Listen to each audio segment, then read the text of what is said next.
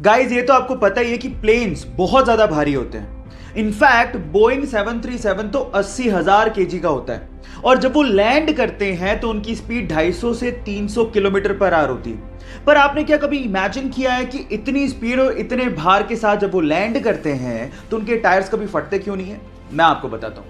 उनके टायर्स में रबड़ के साथ साथ एल्यूमिनियम और स्टील को भी मिक्स किया जाता है और नॉर्मल कारों के टायर के अंदर जो प्रेशर से हवा भरी जाती है उससे 6 गुना ज्यादा प्रेशर से एरोप्लेन के टायर में नाइट्रोजन को भरा जाता है ताकि वो प्रेशर को सहन कर सके।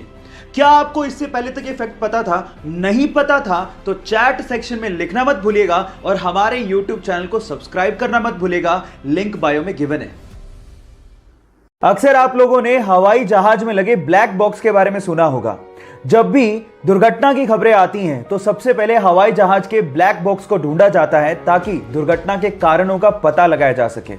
लेकिन मजेदार फैक्ट यह है कि ब्लैक बॉक्स ब्लैक होता ही नहीं है।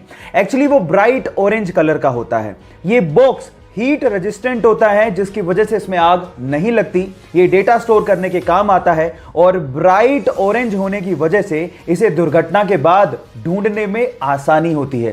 क्या इसके पहले तक आपको ये फैक्ट पता था? और अगर नहीं पता था तो चैट सेक्शन में लिखना मत भूलिएगा।